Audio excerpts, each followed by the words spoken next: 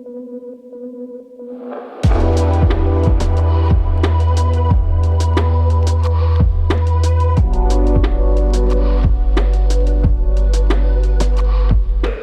to the weekly wind on, a recap of the biggest news, latest reviews and best advice from MCN.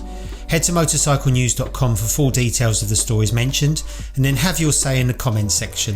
This week we've been riding the Italjet Dragster, a 4-stroke reimagining of the popular original from the late 90s and early noughties. MCN man John Ory gave the scooter 3 stars out of 5 and was a bit disappointed by its performance compared to its 2-stroke ancestor. French bike builder Gwenaël Barthélémy has unveiled a tribute to the Aprilia RS250 that uses an RSV4 from factory as a base. The V4 superbike is wrapped in bespoke RS250 aping bodywork made from sculpted metal and carbon fibre. Unfortunately, he has no plans to produce a kit version for sale. We heard the sad news this week that one of Harley-Davidson's most influential UK figures, Fred Warr, has died. Fred joined his father's Kings Road Harley dealership in 1949 after a stint in the Air Force.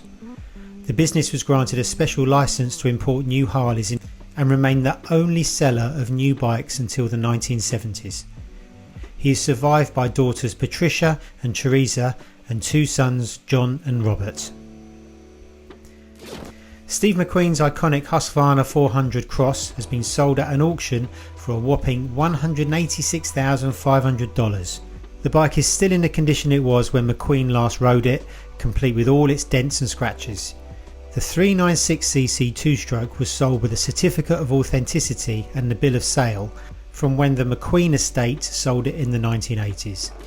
And finally, we've been taking a deeper look at the aero tech used by Aprilia on their RSGP MotoGP bike. Ridden by Aleix Espargaro and Maverick Viñales, it may not be winning any beauty pageants, but every inch of the design is working to keep it stuck to the ground. And judging by the turnaround in their fortunes this season, it seems to be working. Thanks for watching the weekly wind on. Join us next week for another episode. Hit like and subscribe to make sure you don't miss it.